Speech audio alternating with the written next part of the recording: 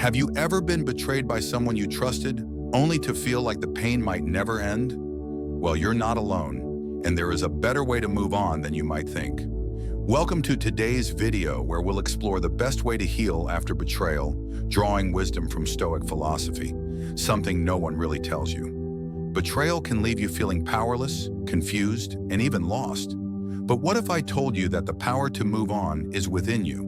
That the way to heal isn't about revenge or closure, but something deeper, something you can control? Stoicism teaches us how to find inner peace, regain control of our minds, and stop letting others' actions define our future. Today we'll dive into how to rise above the pain, not by ignoring it, but by choosing what truly matters. You'll discover the quiet strength that comes from reclaiming your peace. And I promise, this journey won't just change the way you see betrayal, it will transform how you see yourself. So if you're ready to rise stronger than ever, hit that like button, subscribe, and comment below your thoughts. Let's walk this path of healing together. Number 1, why your pain has meaning. Pain has a way of lingering in your life, persistent and uninvited. It doesn't knock gently. It crashes in, unannounced and forceful, carrying with it memories that don't fade. It settles into your chest like a silent scream and shows up during the quietest moments, when the world sleeps, but you remain awake.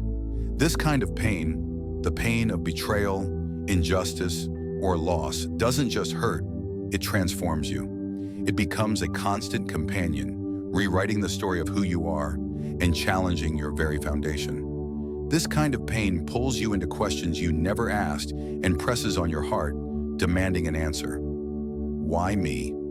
Why this? It shakes your sense of self and makes you confront the raw edges of your soul. But what if I told you that pain is not your enemy? In a world that pressures you to move on, to mask your suffering, and to smile through hardship, there's something radical about standing face to face with your pain, refusing to turn away. Stoicism isn't about denying the hurt, but about transforming it. It's not about escaping the storm, but learning to find your strength within it. As Marcus Aurelius wrote, "If you are pained by anything external, the cause is not the thing itself, but your estimate of it. And this you have the power to revoke at any moment. But before you can change your perspective, you must first acknowledge your pain for what it is. Pain never comes empty-handed. It always carries a truth with it, one that is difficult but crucial. And this truth is not your enemy. It is the key to your freedom. When you feel that heavy weight in your chest, that ache that seems to never end, it's not a sign of weakness. It's proof that you're alive, that something deeply mattered, that your soul has been touched by life's deepest currents." Let me share with you the story of Malala Yousafzai. At 15, Malala was shot in the head by the Taliban for daring to speak out in defense of girls' education in Pakistan. A single bullet could have ended her life, but it didn't. Malala didn't let that moment break her. She could have become bitter, silenced by fear or despair, but instead, she rose. She found her voice again, even stronger than before. Not because the pain had disappeared, but because she had the courage to listen to it. She learned from it, used it as fuel for something greater. She said, "They thought the bullets would silence us, but they failed. And out of that silence came thousands of voices." Malala didn't run from her suffering. She faced it head-on with courage, compassion, and clarity. Her pain became her purpose. This is the power of deep wounds. If you let them, they can become the cracks where light enters. They remind us that love, loss, and the strength are all intertwined in the same journey. The Stoics didn't teach us to suppress emotions. They taught us to master them. They showed us that sorrow, like joy, is part of the human experience. Real growth starts when we stop pretending that we are invincible. You weren't foolish for caring.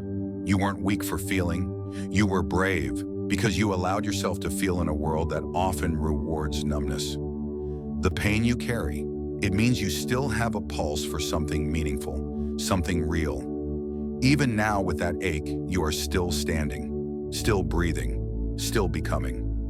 As Seneca once wrote, "Sometimes even to live is an act of courage." So when you feel like collapsing, when the silence seems overwhelming, when healing feels like a distant dream, remember Malala. Remember that courage isn't the absence of pain, it's the decision to rise through it. You are not broken, you are awakening. You are learning to carry the weight of your wounds without letting them harden you. You are learning to listen to the scars without letting them define you. And that is not weakness, that is wisdom. You are not what happened to you. You are what you choose to become. So sit with your pain. Let it speak to you. Let it show you what truly matters and where your voice still holds power. The meaning of your pain isn't found in how quickly it fades, but in how fully it transforms you. Your journey, like Malala's, is not about erasing the hurt, but finding the courage to live with it, to learn from it, and to rise from it stronger than before.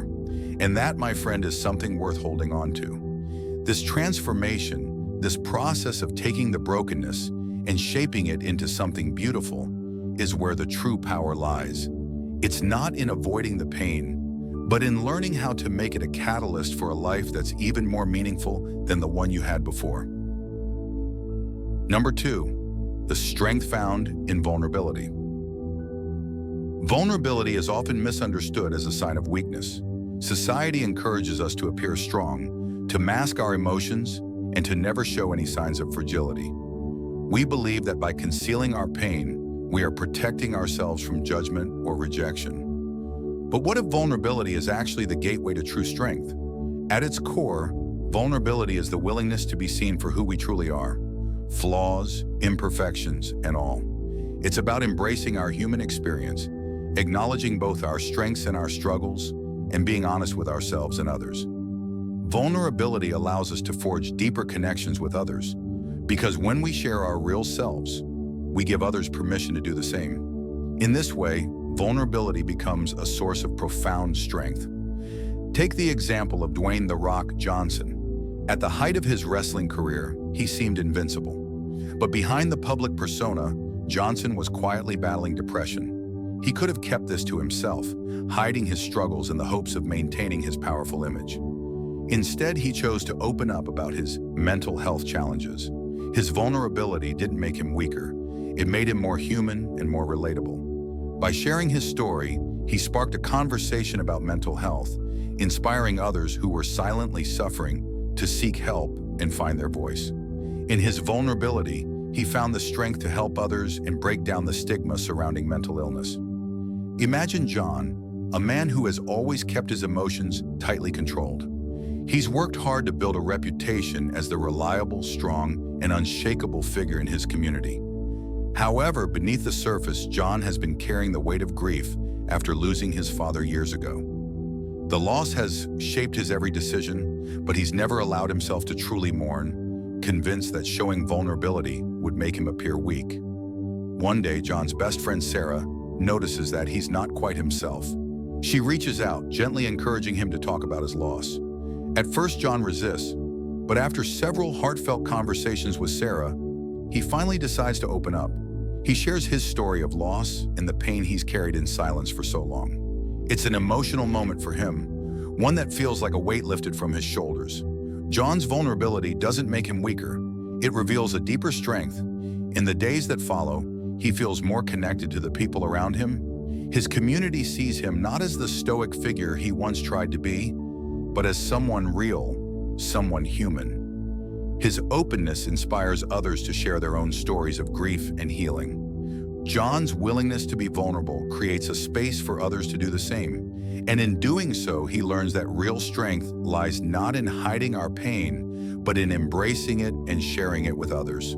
Through his vulnerability, John discovers that opening up is not a sign of weakness, but a powerful source of growth and connection. His decision to face his grief and share it with others allows him to heal in ways he never thought possible. Vulnerability is not a sign of weakness. It's a powerful catalyst for growth. It invites us to face our fears, acknowledge our pain, and rise above it. It's in these raw, unfiltered moments that we truly grow. Vulnerability is where we find our truest selves, unpolished and authentic. When we allow ourselves to be vulnerable, we create space for others to do the same. This openness fosters deep, meaningful connections that go beyond the superficial. We no longer hide behind walls of shame or fear. Instead, we embrace our humanity, allowing others to see that they are not alone. By showing our vulnerability, we create a ripple effect that empowers others to step out of the shadows and be real. So don't shy away from vulnerability. Don't hide your pain, your fears, or your imperfections. These are the very things that make you human, and they are the sources of your strength. By embracing your vulnerability, you invite others to do the same, creating a world where authenticity, compassion, and connection thrive. Vulnerability is not a weakness. It is the foundation of true strength. The next time you feel compelled to shield yourself from the world, remember Maya's story. Her vulnerability didn't make her weak, it made her stronger.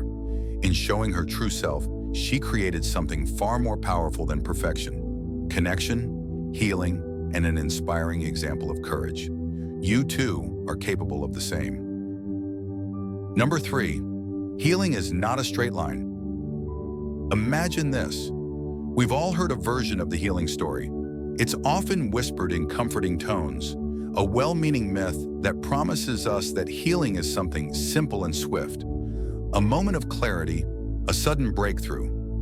It suggests that one day out of nowhere, you'll wake up, stretch, and feel free from all the hurt as though it never existed. But the truth is, healing is not that neat. It's not a single event or a smooth transition from pain to peace. Instead, it's a complex, unpredictable process that takes time, resilience, and patience. There's a story we've been told, a quiet myth that repeats itself in hushed encouragements and half-truths. It says healing is a moment, a decision, a finish line, that one day you'll wake up, stretch your arms to the morning light, and everything that once hurt will simply vanish. But that story is a lie. Healing doesn't arrive in grand epiphanies. It doesn't knock on your door with clarity and closure. It doesn't look like a neat ending wrapped in poetic justice. No, healing is much more honest than that. It's slow, uneven, uncertain, and above all, it's yours. The Stoics never promised comfort. What they offered was something far greater: understanding. They taught that pain is not something to run from. It is something to work with, to observe, and to learn from. Marcus Aurelius wrote, "The impediment to action advances action. What stands in the way becomes the way." And so it is with healing. It doesn't retreat when faced, it unfolds. Visualize healing as a spiral. Imagine walking on a path that you know well. Each time you walk it, you may find yourself in the same place, but you view it from a different angle. As you ascend the spiral, your perspective changes. With each turn, the same scenery may appear, but your understanding deepens. The same painful memories might resurface, but with time, you're able to confront them from a place of greater wisdom, patience, and clarity. Healing isn't about going up a perfect staircase where each step takes you farther from pain. It's more about learning to dance with the ups and downs, realizing that the process may not be linear, but you are still moving forward. You'll have days when you feel light again, when you laugh without effort, when you look in the mirror and recognize the strength in your own eyes, and you'll think, maybe I've made it. But then, without warning, a song plays, a place revisits you, a sentence in conversation hits the wound you thought had closed, and just like that, you're back in the ache. But that too is healing, not a sign of failure, not proof that you're stuck. It's just the tide. It pulls back, then it returns. It carries you forward, then drags you under. But notice this, you're still here, still breathing, still learning how to carry your pain without becoming it. Healing isn't linear. Think of it like the process of healing a broken bone. When a bone fractures, the body doesn't immediately mend itself. There are periods of discomfort, of care and attention, but slowly as time passes, the bone fuses together stronger than before. Similarly, emotional healing requires time, understanding, and gradual care. It's not instantaneous, but it happens through careful nurturing, patience, and the understanding that the process is essential for growth. The Stoics taught that pain itself is neither good nor bad. It simply is. What matters is the meaning we assign to it. Seneca wrote, "We suffer more in imagination than in reality." When we believe healing should be swift, perfect, or free of relapses, we add shame on top of sorrow. We measure our grief against someone else's timeline, forgetting that the soul has no stopwatch. Letting go isn't one big dramatic goodbye. It's 1,000 tiny choices. It's choosing not to text them back, even though your hands tremble. It's walking away from conversations that would only reopen wounds. It's replacing the anger with breath, even if only for a second. Letting go is not passive, it's a practice, and like any practice, it's messy at first. Some days you'll feel like you're faking your strength. Other days it will feel real. This is where Stoicism meets self-compassion. You don't need to be unbreakable, you just need to stay in the process. Don't rush your healing to make other people comfortable. You don't owe the world your recovery on their schedule. This isn't a performance. It's not a chapter you're writing for applause. This is your soul, your interior life, your sacred ground. It deserves time, it deserves patience, it deserves truth. And truth, more often than not, is slow. When a bone breaks, it takes time to fuse again. When a tree is struck by lightning, it doesn't regrow overnight. Why would your heart be any different? The deeper the wound, the more care it requires. And that care isn't loud. It doesn't demand attention. It happens in quiet decisions, in small routines, in choosing peace over vindication, stillness over chaos. You might be tempted to force a sense of closure, to tie it all up and call it done because you're tired, because others are tired of watching you hurt. But the Stoics would tell you, silence is not always peace. Peace is not pretending. It's understanding. It's walking alongside your wounds, not denying they exist. There is power in slow healing. There is courage in not knowing when it will stop hurting, but showing up anyway. And there is deep wisdom in this realization. Moving on isn't about forgetting what happened. It's about learning how to live again without letting what happened control every step you take. Not because it didn't matter, but because you matter more. So if today hurts more than you expected, if that name still echoes louder than you'd like, if you're tired of the process and ready to give up, pause, breathe. You're not broken. You're becoming. You're not weak. You're alive. And that's the most Stoic thing of all. Not the absence of pain, but the presence of courage in its company. Let the tide pull you back if it must. Just don't stop swimming. Number 4, reclaiming your future. There comes a moment, quiet and unannounced, when something subtle shifts inside you. It doesn't come with fireworks or epiphanies. There's no dramatic soundtrack, no one claps, but you'll feel it. One morning, as you're pouring your coffee, one evening, when the silence no longer echoes their name, you'll notice it when you look back on the memory that once tore you apart, and it no longer has the power to unravel you. That is the beginning of freedom. It's the first whisper of truth rising slowly from within. My life was never theirs to hold. It never was. For so long, we let betrayal rewrite the script of our self-worth. We believe, even if unconsciously, that their choices reflect something about us. That because they lied, we must be unlovable. That because they left, we must not have been enough. That their absence leaves behind a vacancy only they can fill. But this is illusion, painful, persistent, and false. The Stoics warned us about this.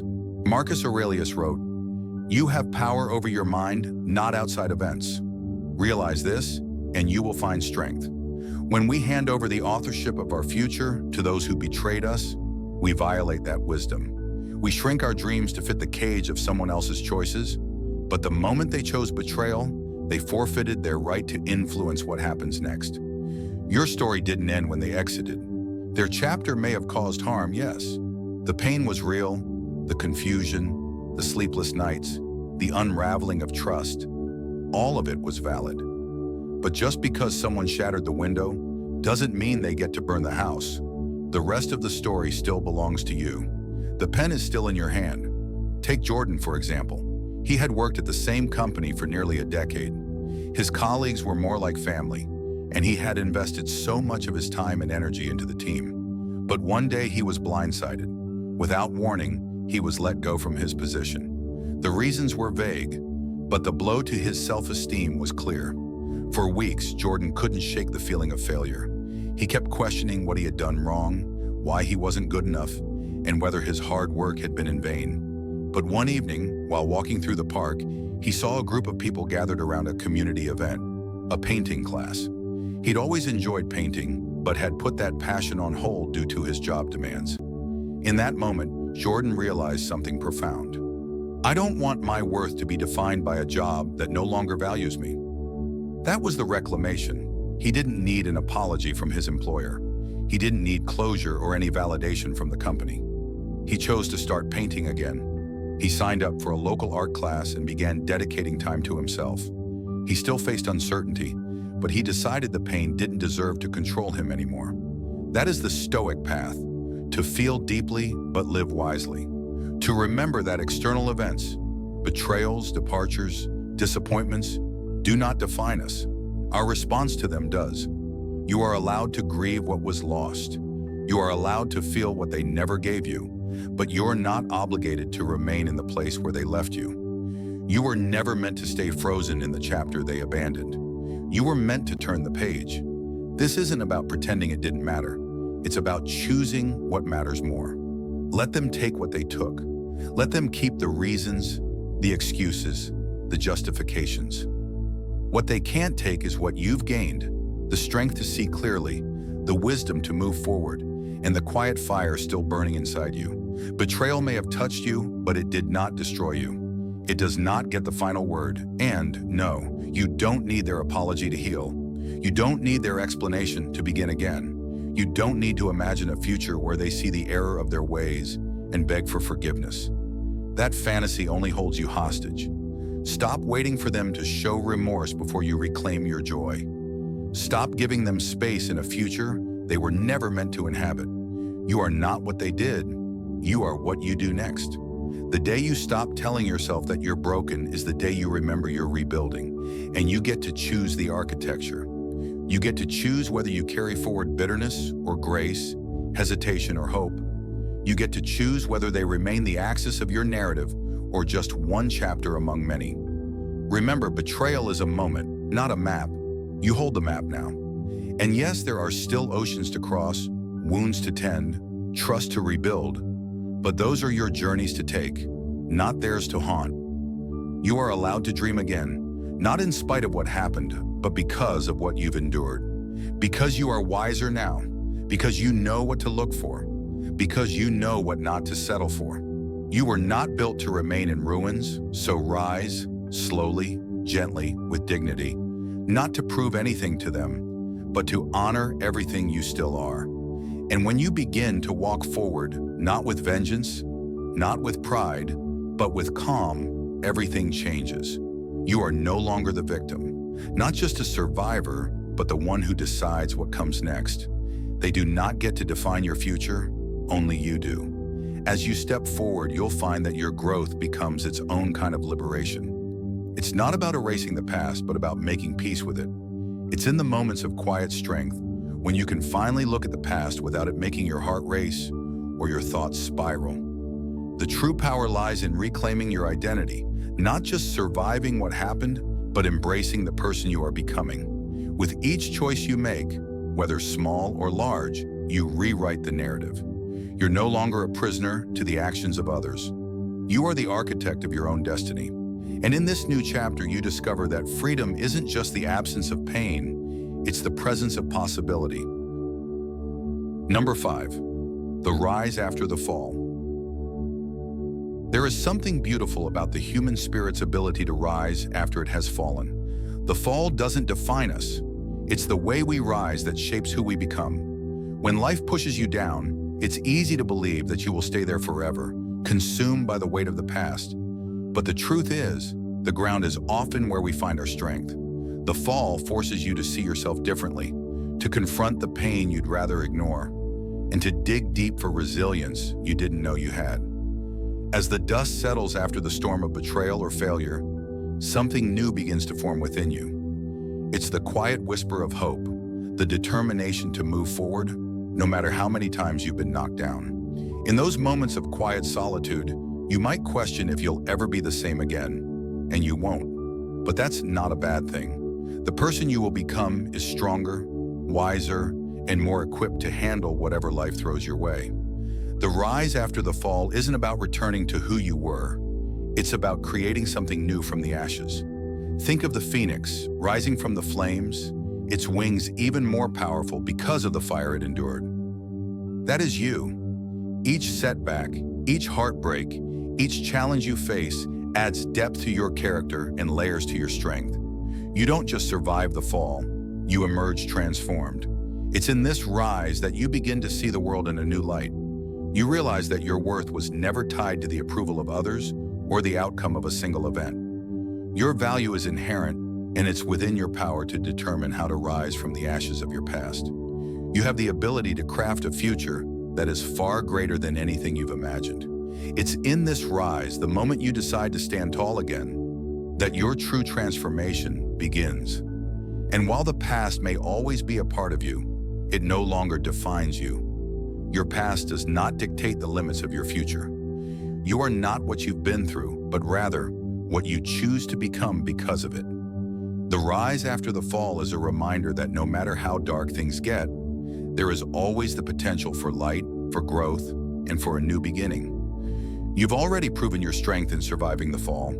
Now it's time to prove your courage in rising higher than you ever thought possible. When you rise after a fall, you not only rebuild yourself, but also learn to embrace the journey.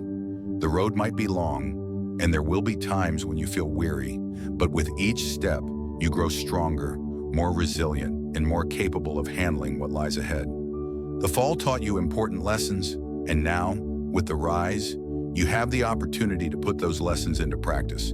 You no longer fear the challenges ahead because you know that with each struggle, you're becoming the person you were always meant to be. In the process of rising, you also discover the power of self-compassion. Often when we fall, we are hardest on ourselves, blaming ourselves for the missteps or the circumstances that led to the downfall. However, rising requires kindness toward yourself, understanding that mistakes and setbacks are part of being human. You are allowed to forgive yourself, to heal, and to move forward with a renewed sense of self-love.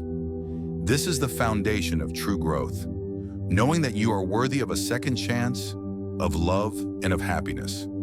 The final part of the rise comes when you realize that you are no longer defined by what happened to you. You carry the scars, but you no longer let them dictate your worth or your future. You've found your voice again, and with it, the power to shape your story. You are no longer waiting for permission from others to heal or to succeed. You understand now that the only approval you need is your own. This is your life, your journey, and only you get to decide how it ends. And as you rise, you do so with the knowledge that you are unstoppable, capable of achieving greatness, no matter what the past may have tried to tell you. Number 6, the stillness that comes after. There is a moment that arrives quietly, often unnoticed.